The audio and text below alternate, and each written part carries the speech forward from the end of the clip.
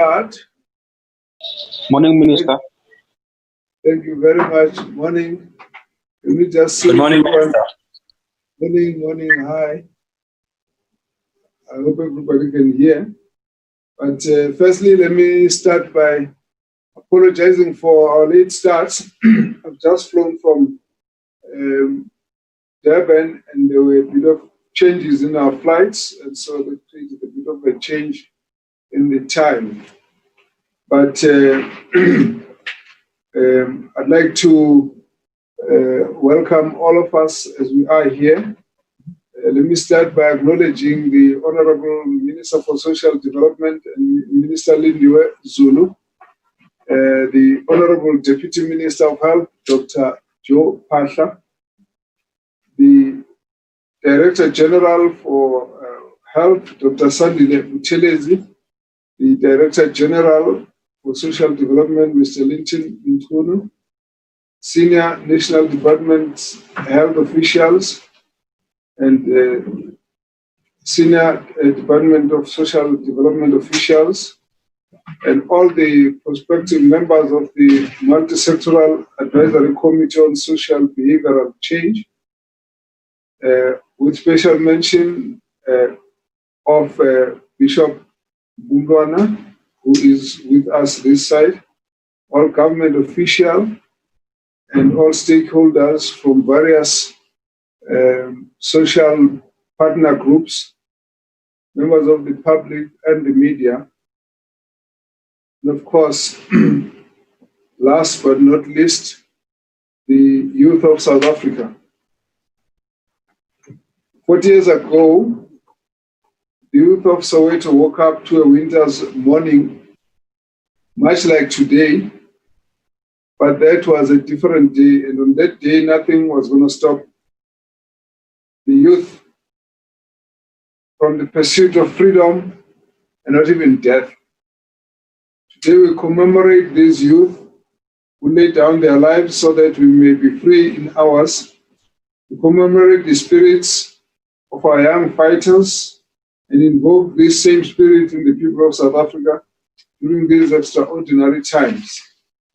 On June 16, 1976, the youth of South Africa faced the enemy of apartheid, determined to defeat it no matter the sacrifices that needed to be made. Today, as a nation, as a humanity, we face an unseen enemy, an enemy that knows no race, no religion, no border, no government, no king, no peasant. It only knows human and how to get from one to the next one. Today, our youth must once again fight for their lives, their livelihoods, and their freedom. We too have lost young soldiers in the fight. Since the advent of the pandemic on our shores, we have lost 123 fellow South Africans, 39 years or younger, with 29 of those under the age of 30. We pay special respect to these young lives today and extend our condolences to the families and the loved ones of our fallen compatriots. It is imperative that we do not fall into despair as we combat COVID-19.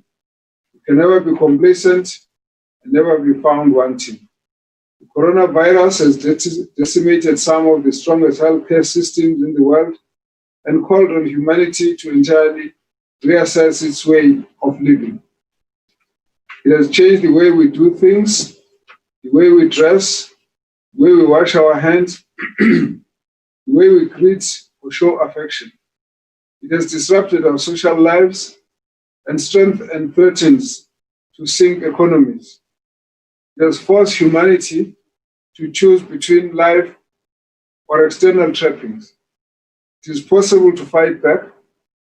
Like the youth of 1976, it takes consciousness, discipline, cooperation, and courage to turn the tide against this invisible enemy. We can turn the tide against this enemy. As a country, we maintain control over the coronavirus. We recognize that the coronavirus has wreaked its havoc into many sectors of society and also continues to threaten those who have vulnerabilities. Socioeconomic effects are being felt in grim ways, like when we see the expressionism in gender-based violence or alcoholism and trauma. As South Africans, we cannot afford to have excuses. The whole world is going through what we are going through. So we're not alone in this fight. Our hard-won freedoms were to afford us the opportunity to be the masters of our own fate. As President Cyril Ramaphosa said, and I quote, "South Africa, it is in your hands," unquote. We can choose how this story is going to go. We may not know how it all began, but we must also certainly have something to say about how it ends. Today, we're here to make that choice. We choose for this to be a story of emancipation and empowerment. This social compact is a transition from relying on enforcement to relying on sheer goodwill and tenacity of South Africans to do what it takes to save their lives and livelihoods. I'm very excited to open this official launch of the Ministerial Advisory Committee, or the multi-sectoral advisory committee on social behavioral change. This MAC on social behavioral change has been convened jointly by myself and the Minister for Social Development in the spirit of multi-sector collaboration. Whilst the most urgent work for this MAC will be to facilitate diverse stakeholder cooperation in our COVID-19 response, the work naturally extends into the tenets of the Health Compact and ultimately the National Health Insurance, in that it also facilitates actions for a fair access to quality health care, and a long and healthy life for all South Africans. This MAC is actually inspired by you, our fellow South Africans. It was South Africans who stayed home for 5 weeks, South Africans who sacrificed their places of worship, sacrificed their sports, sacrificed their favorite restaurants, sacrificed their Sunday service, seeing family and friends, postponed weddings, and the Shisanyamas were avoided. Even everything at the touch of another human. That collective discipline and cooperation is what allowed us to flatten the curve, push the peak out by a few months, save many lives, and balance our resources. When we do our comparison in terms of the epidemiological trajectory of our infection, the rate of the spread of infection, we do believe we could probably have been as bad as some of the countries in the Eurozone if we were to track those that initiated the infection on a case-by-case, on a day-to-day basis, like where we started. And we take this as a huge sacrifice for South Africans who made sure that we could actually push the peak further away. So what we are seeing now would have been nothing compared to what we would have seen had we not actually flattened the curve and also delayed the further spread of the infection. At the beginning, it was doubling every second day. But with the lockdown, we're able to reduce the doubling time to about 15 days, which bought us a lot more time for us to prepare. But as we reopen the economy, amidst rising infections, we appreciate more and more the difficulty of sustaining what feels unnatural. Behavioral change needs constant reinforcement and affirmation. It needs the entire buy-in of individuals, communities, societies, cultures, and various social groupings.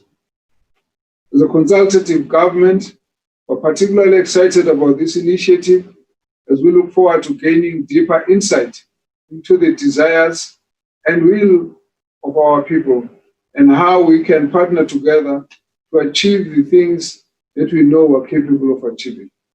COVID-19 has traversed across sectors of society, in some instances, merely uncovering what was already broken, but in other cases, inspiring breakthroughs and innovation. Minister Zulu has had her work cut out for her, steering the social relief ship during this national crisis. She's been up and down, trying to assist to provide humanitarian relief in areas of social distress. As a doctor, myself, who has witnessed firsthand that ill health begins when there is social injustice, I'm pleased to be joining you, Minister, in this partnership between the health and social development.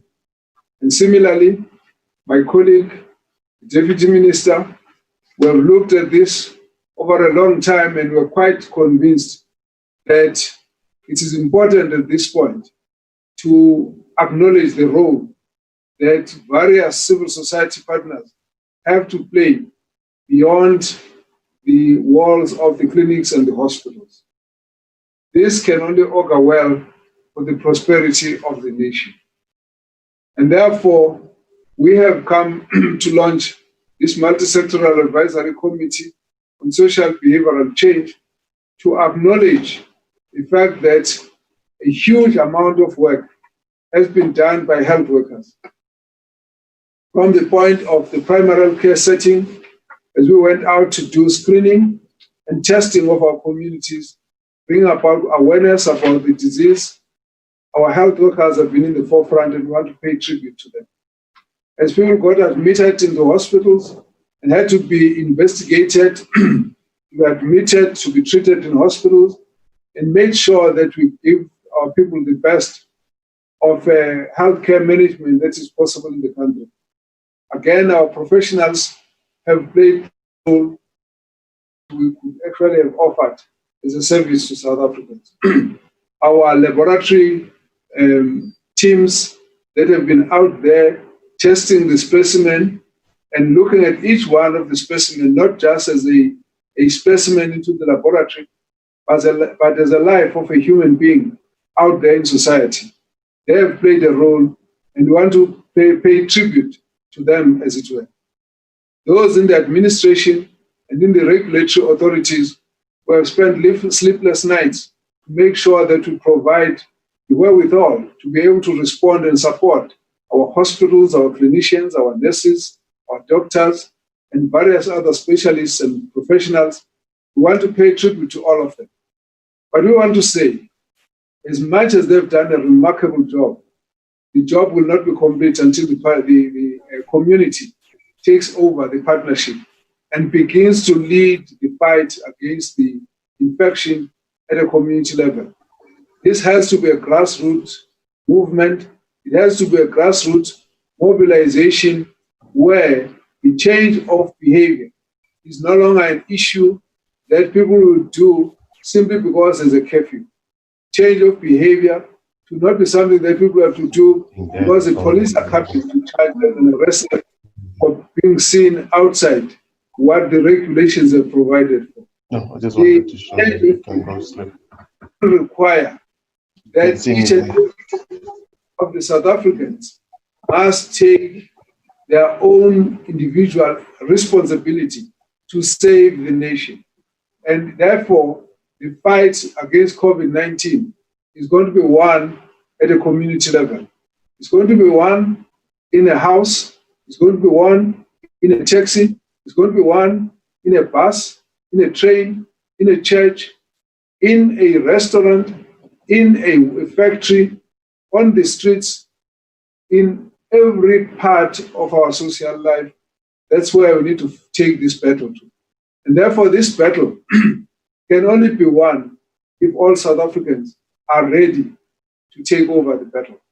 And we're therefore saying what we want to do today, we're launching this multi-sectoral advisory committee to help guide the programs of government in health in health and social development, so that whatever our programs are, as they will be extending to the community, they are guided by social partners who represent the diversity of the various constituencies that are influential in guiding the behavior of our people. It will mean, therefore, that you will not actually have to expect to be asked by the nurse or the doctor why you're not wearing a mask. We expect that someone in that street, in that village, in that block, should be able to ask you a question: why aren't you wearing a mask? Please wear your mask properly. So that it becomes the kind of culture where everyone knows you are not offending the law, but you are offending human lives by not wearing a mask, by not distancing, by not washing your hands. It is no longer about someone who's going to say you are wrong and therefore charge you. It is more about what your own duty to fellow humans is going to be in making sure that we defeat this COVID-19. For the next many days, we are going to be seeing the rising numbers of new positive cases. For the next many days, we are going to see the rising numbers of people who are going to be hospitalized. We're going to be seeing many numbers of people who are going to be coming to the health centers, to the clinics, looking for assistance, needing to be assisted to get rid of the infection. We're going to be seeing many more people who might be losing their lives. We're going to be seeing many people who are going to be asked to leave their homes and join the isolation or quarantine venues where we would want them to stay away from contact with other humans so that we can reduce the spread of the infection. For all of this to happen, we actually want to say to our people that this is the time that we need to be more united as we move on. It's also important for people to understand that to deal with this virus at this point, it's no longer going to be about what the government has said or done. It's no longer going to be about anyone else but you as an individual. And therefore, this committee that we are setting up today is going to help to guide, to say to government how their programs should be refined so that they are able to assist us as we deal with community response on the ground. We do have other ministerial advisory committees that are particularly focusing on the issue of the technical aspect of the management of the pandemic. That's a different issue.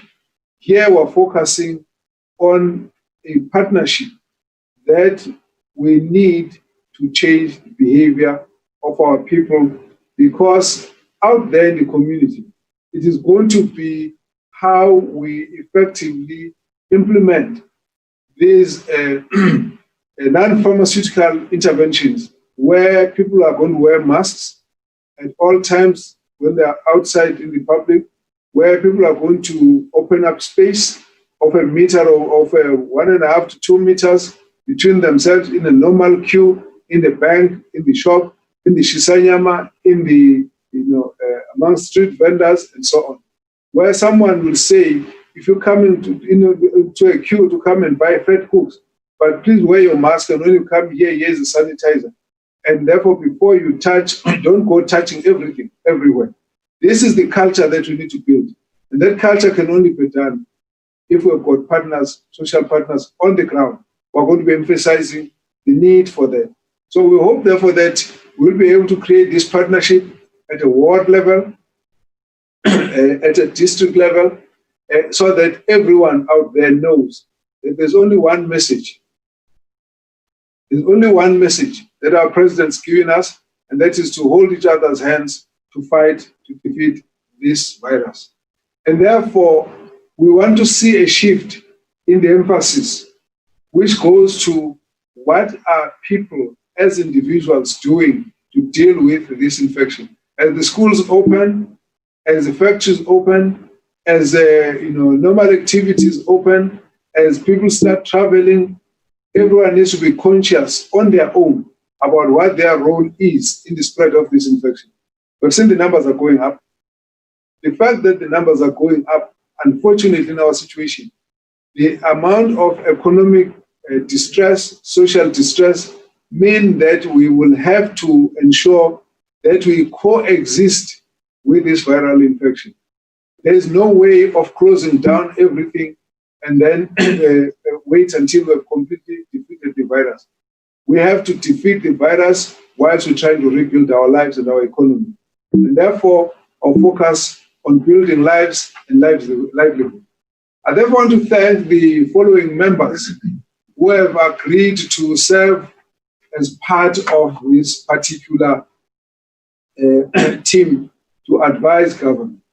They come from a diversity of various stakeholders which represent civil society organizations who are non-governmental organizations, who are youth organizations of the disabled people, the church leaders, the religious fraternity from Jewish, Islamic, Hindu, and other religious formations, the various social groups, in particular, the area of traditional healers, traditional leaders, and a whole lot of others that I may not be able to mention one by one. We want to thank you for being party to this partnership, because we believe that when we all go out, we'll have one message, and that will not be a message from government, but it will be a message of all of us as partners. I therefore want to go through the list of the people who have been approached and agreed to join us in this endeavor. We have Bishop Malusi Mbumlwana, who comes from South African Council of Churches. We have Mr. Tulani Sefuta, comes from Netlek. We have Dr. Lydia Kenros, who comes from People's Health Movement of South Africa. We have Mr. Mluleki Zazini, who is from NAPWA, National Association of People Living with HIV and AIDS. We have Ms. Lauren Pretorius, who comes from Health Users Sector Network. We have Mr. Lucas Magaza, who comes from National Working Committee of South African National Civic Organization. We've got Mr. Lawrence Bale, who comes from South African National Apex Cooperative, SANACO. We have Mr. Dan Kekane from Disabled Peoples of South Africa, DPSA. We have Mr. Tibello Hadebe from the National Coordinator for Financial Sector Campaign Coalition, NPC. We've got Mr. Soli Nduku, who comes from the National Unitary Professionals for African Traditional Health Practitioners of South Africa. We've got Ms. Pepsile Maseko from Traditional Healers Organization. We've got Ms. Ingrid Cupido from Age in Action Organization. We've got Ms. Sasha Stevenson from Section 27. We've got Reverend Bafana Kumalo from Sonke Gender Justice. We've got Ms. Janine Wosthuizen from Public Servants Association of South Africa. We've got Ms. Susan Tatleng from Hospersa. We've got Mr. Kayak Aba from National Education, Health and Allied Workers Union, NEHAU. We've got Mr. Kasim Lekhwati, who comes from Democratic Nurses Organization of South Africa, DENOSA. We've got Nkosi Sipho Mahlangu from the National House of Traditional Leaders.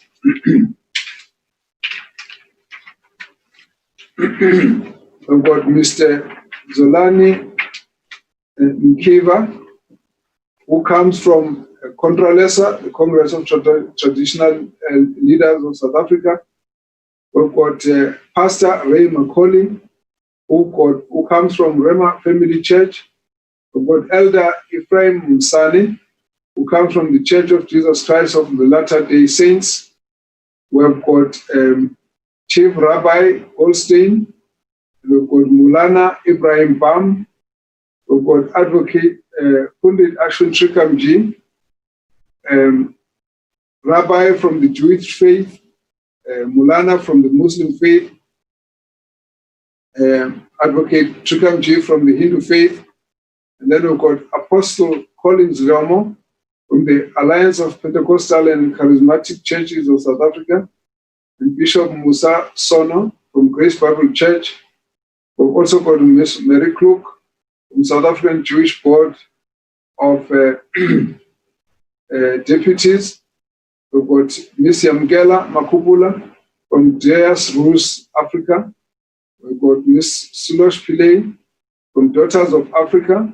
We've got Miss Steve Litsike, who also is the co-chair of South African National AIDS Council. We have also been honored to have this team joining us as part of the multi-sectoral advisory committee. And we have also been pleased that Bishop Malusi Mpumlwana has agreed to serve as the chairperson who will convene this team. And therefore, on behalf of myself, Minister Zulu, Deputy Ministers, Dr. Pasha, and Mr. Bukwane Zulu, would like to take this opportunity to thank every one of the members who have answered to the call, to Mamina call, and stepping to the belly of the COVID-19 combat machinery. We know that your expertise and passion for the upliftment of and empowerment of South Africans will keep the fighting spirit alive as we evolve into a new normal. And therefore, we want to thank you for all the work that you're going to be doing in this regard. And we're going to be sitting, waiting to get advices, ideas on how we can reach out to our people to make sure that we make this fight against COVID-19 a grassroots mobilization, a grassroots fight, a person-to-person fight, a house-to-house fight, a village-to-village fight, a fight that will ultimately turn the tide against COVID-19. Thank you very much for this opportunity. And let me take this, at this point, may I then take this opportunity to invite my colleague, Minister Zulu, and I want to thank Minister Zulu for her support and for her guidance as we went about to pull this committee together. We are going to continuously work together in this fashion to make sure that all the issues that relate to our programs that go between health and welfare on the ground are continuously guided by this particular committee. Thank you very much. I'd like to therefore hand over to Minister Lindiwe. Thank you very much, Minister Mkhize. Thank you very much, Deputy Minister Joe Pasha, for being here. And most of all, thank you very much, Bishop Mpumlwana, for not only being here, but also agreeing to take a greater responsibility. I say a greater responsibility because working towards behavioral change for the good is not an easy thing to do. We all come from diverse backgrounds, diverse communities, but when all is said and done, we are South Africans.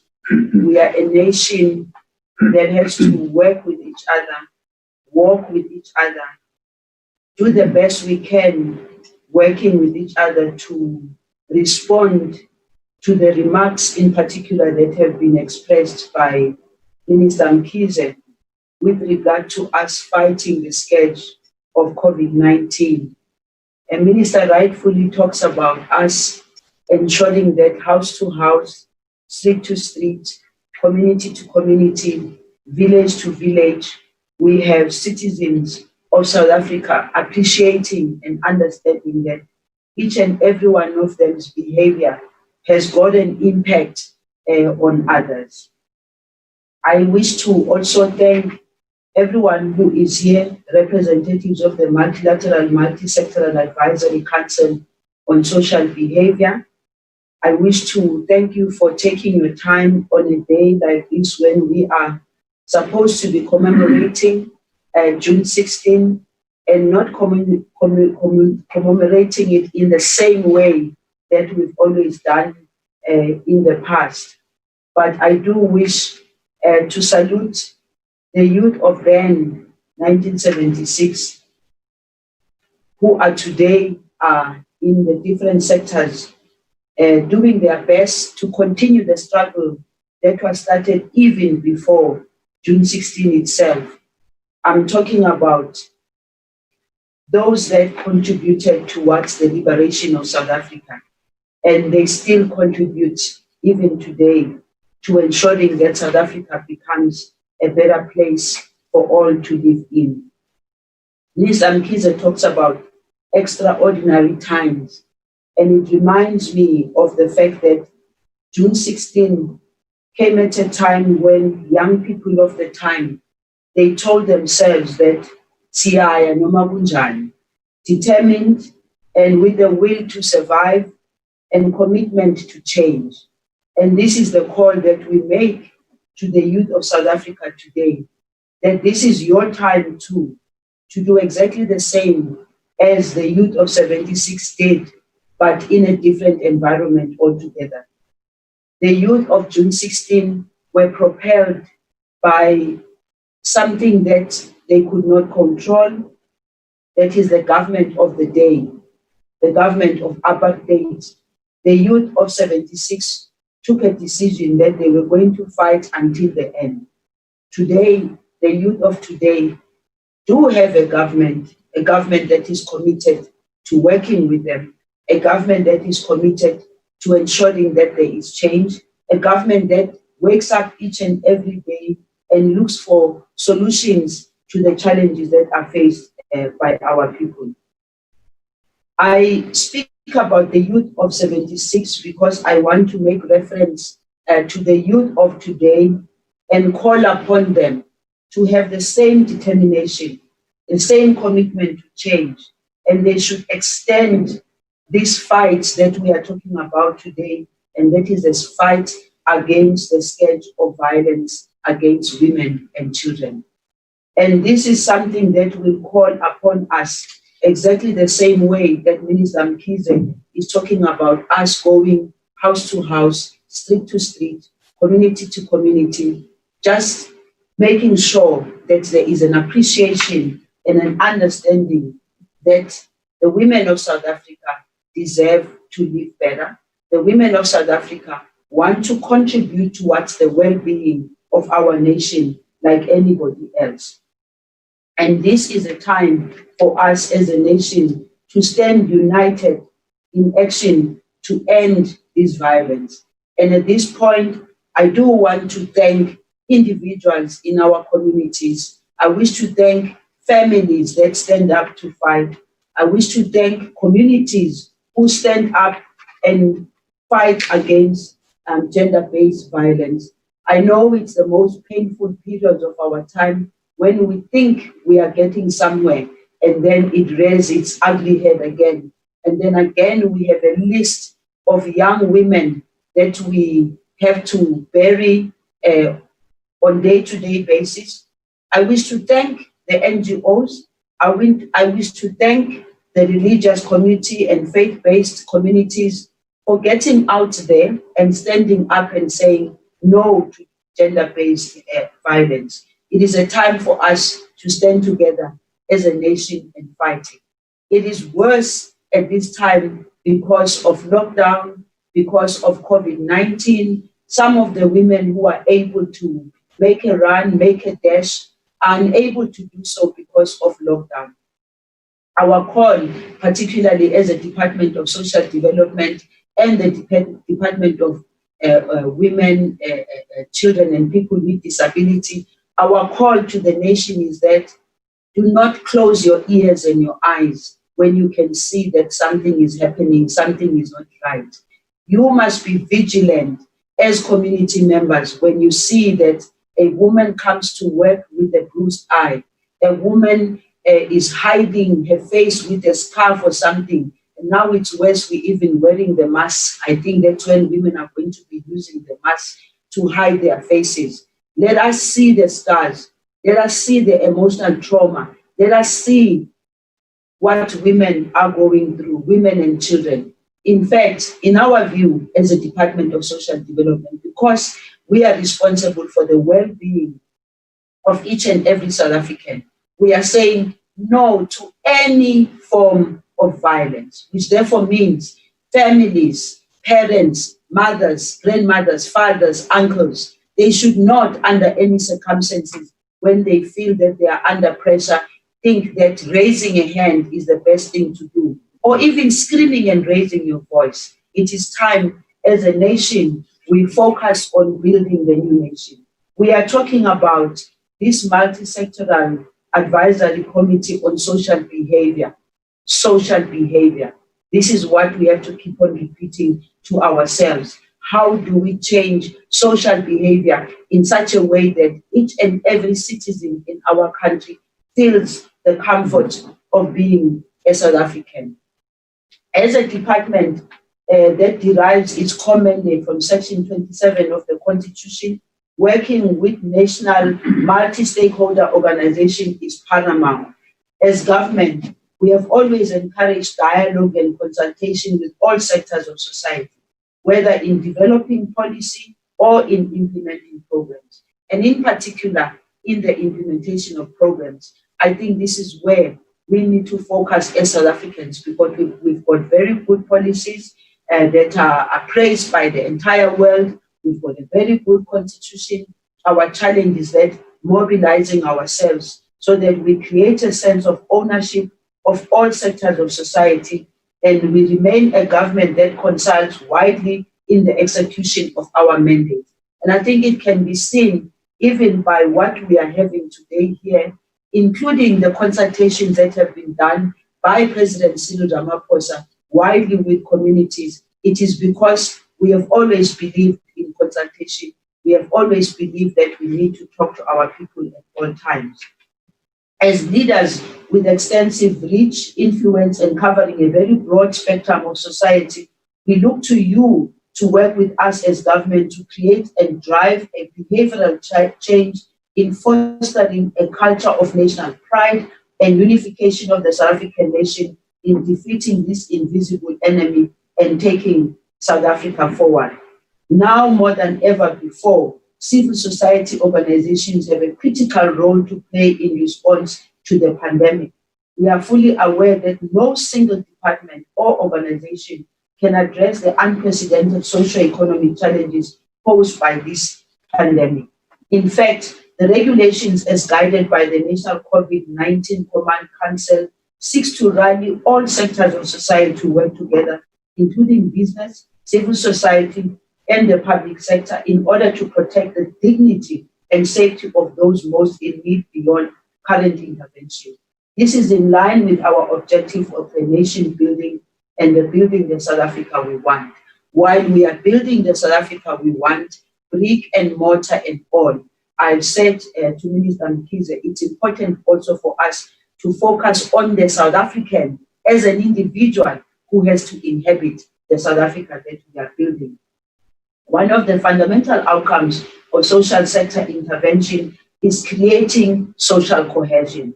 Building a cohesive society requires active community participation for the empowerment of communities by themselves to live a better life, utilizing access to natural resources, human capital, and economic resources by working together in developing a mutually respected value system, but more so creating a society that is self-sustainable, empowering individuals to reach their full potential.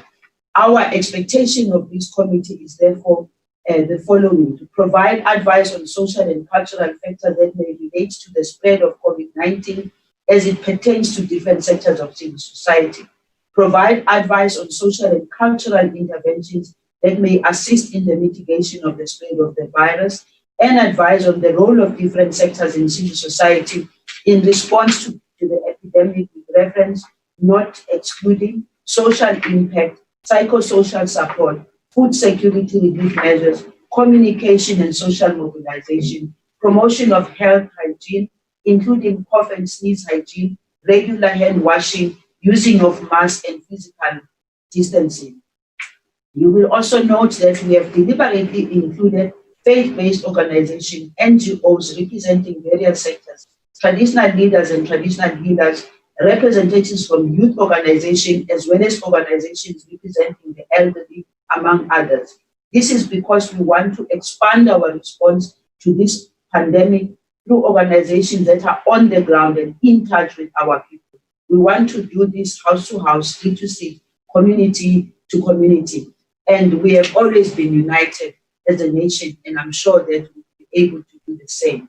As I conclude, Minister Mkhize, I do want to say that as a Minister of Social Development, it's been amazing to see how much NPOs and NGOs have stood up to support, in particular with regard to food security and find food and distribute food.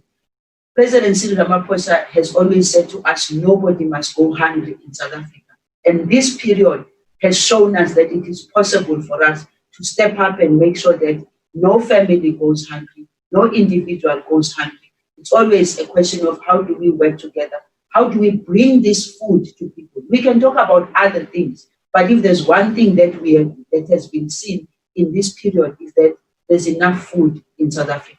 It's a question of how do you mobilize it? How do you distribute it with dignity to our people? I thank you. Thank you very much, Minister Zulu. May we then request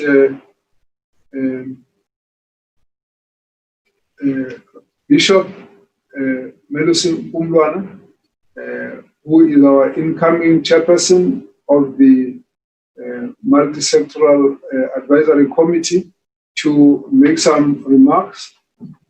Welcome, Bishop. Thank you very much for all the support.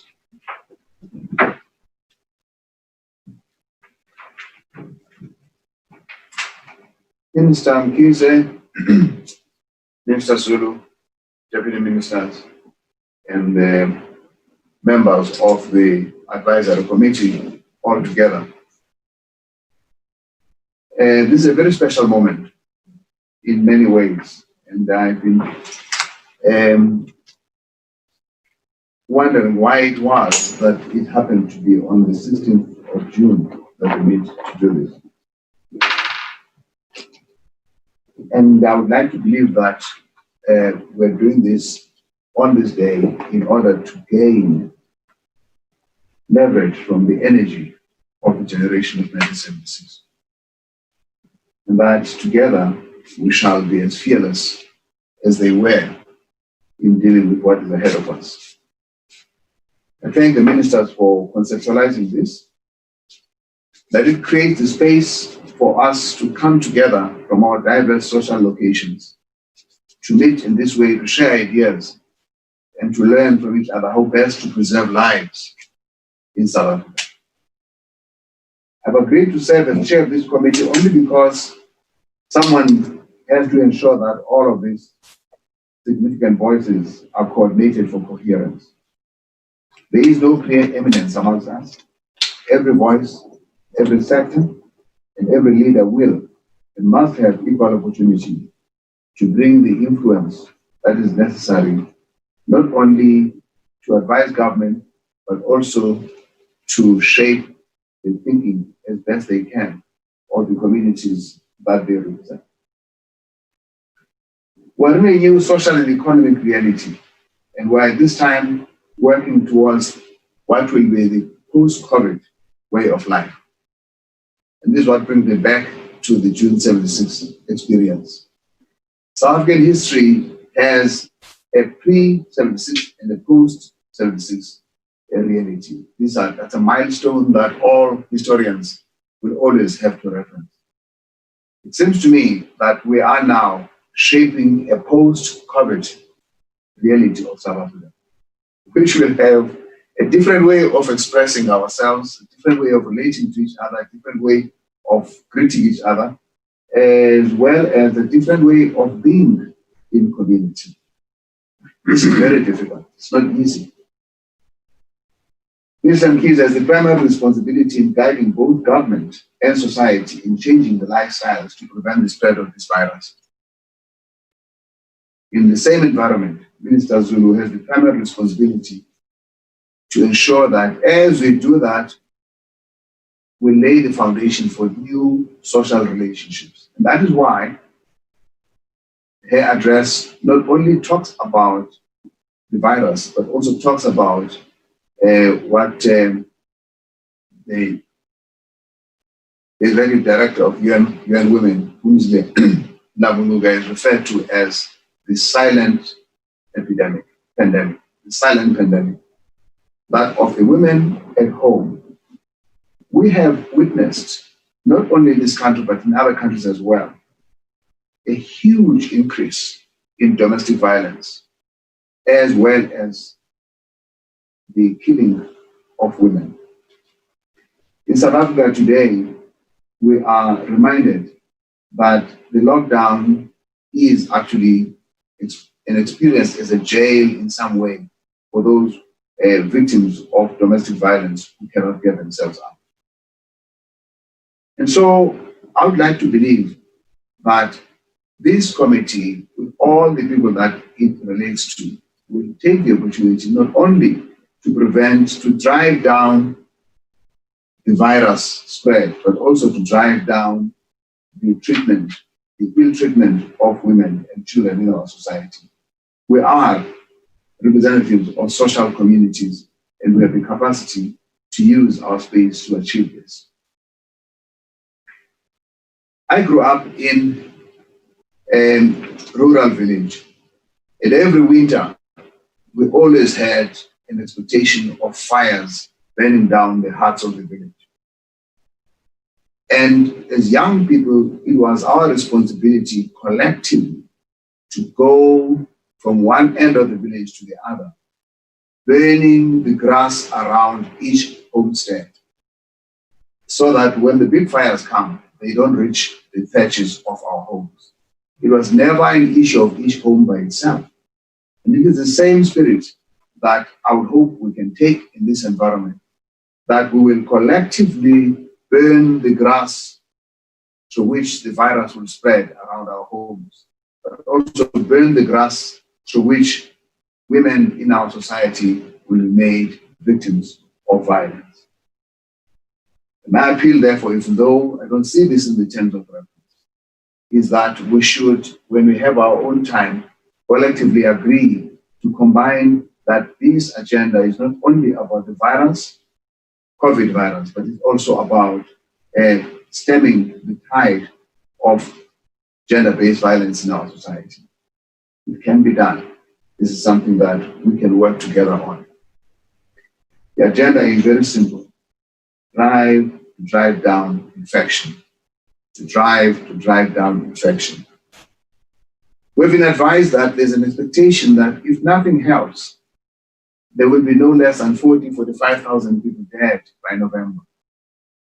The government will try to bring this down to about 20%. I believe collectively we can bring it down much further than that. Save lives and save South Africans. And that's what brings us together in all our diversities. And thank you for the opportunity. Thank you very much, Reverend Bishop Mbumlane. Thanks for those very wise words, and thanks for agreeing to help us steer this whole movement for social behavioral change. We appreciate your role, and we appreciate the role of all the other members who have agreed to serve and give us support. At this point, I'd love to invite the Deputy Minister, Honorable Dr. Joe Phaahla, to give us the closing remarks. Thank you. Thank you very much, Minister Mkhize, and also let me recognize Minister Zulu, Minister of Social Development, our brand new Chairperson of the Multi-Sectoral Advisory Committee, Bishop Luana, and all other members who have accepted to serve in this advisory committee, our DGs for health and for DG for social development. Mine is indeed a small task to welcome all the MAC members, the chair and other members of the Multi-Sectoral Advisory Committee into this very important role as already outlined by Minister Mkhize and also by Minister Zulu. We are indeed looking forward to their very valuable contribution in this very crucial time. As already outlined, indeed, we have steadily been moving out of enforcement based on the lockdown into a phase of mobilization, empowerment, and society consciousness towards compliance in our fight against the pandemic of COVID-19, where all of us have a role to play. Government has done what it could do and is still doing, as already outlined by the two ministers and as regularly also pronounced by the President and various other ministers.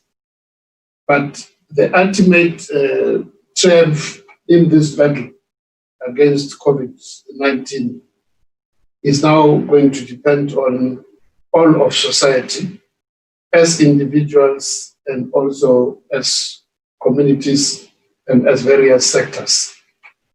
We are indeed very excited and full of anticipation of the role that this committee is going to play in making sure that we can mobilize all of society in the fight against this pandemic. The other reality which my colleagues have also mentioned is the fact that this fight against COVID-19 has taken its toll on our people.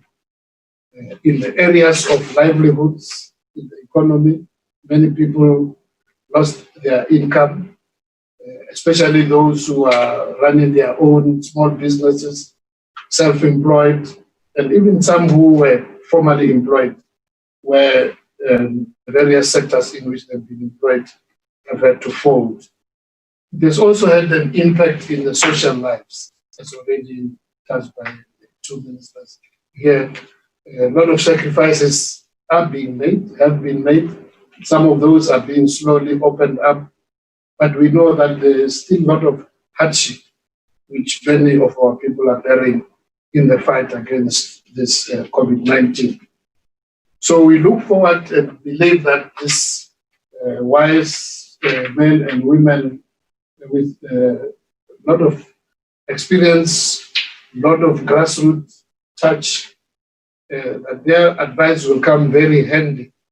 Also in advising government in terms of how we can improve the various relief measures which government has been rolling out, both in the side of economic relief, trying to sustain and make sure that a number of businesses can still be revived, but also in terms of livelihoods, as the role in which Minister Zulu is her department in the forefront. We know that in doing all these things, government alone cannot be able to be efficient enough, and we're looking forward to this committee also advising in terms of those relief measures, both social and economic. We acknowledge that this committee is important also because this is not a short-term battle.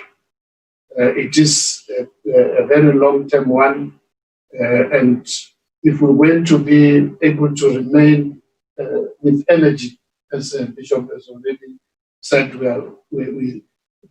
it's important that we're doing this on this day of June 16, because we can draw from the energy of the young people of 1976 and who were ready to engage in that protracted struggle against the system. And we are now in a protracted struggle against an invisible enemy. And we're therefore looking forward to the contribution of this team. So in conclusion, I would really want to take this opportunity on behalf of all of health, social development, and all of government that we really thank you for being available to serve our people during these very trying times when we must guide our society in the battle against this invisible enemy. And we are confident that with your advice, with your guidance, with your contribution, ultimately we will be able to thrive and triumph over this invisible enemy. Thank you very much. Well, thank you very much, Deputy Minister Dr. Joe Phatla, for those closing remarks, and thanks to the Bishop for the very kind comments, and thanks to the Minister. Let me thank all the members of the newly inaugurated multi-sectoral advisory committee. Thank the directors generals and the senior officials who have made this a success. And as having been already expressed by the Deputy Minister, we're all very pleased with this. But this now brings us to the end of this launch of the committee.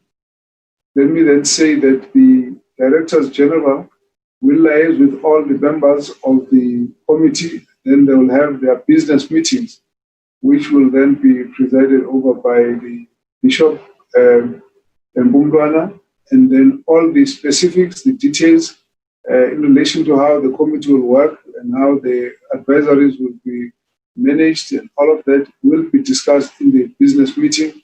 This was really a public launch of this event. I must also then say thank the members of the public who have joined in, as well as the members of the media who have participated in this launch. At this point, we bring this meeting to closure, and I therefore want to say thank you to you all, and thanks for all those who have arranged this ICT platform. It's become our new normal of meeting when we're not meeting in the same room, and so we really appreciate all of you who have participated.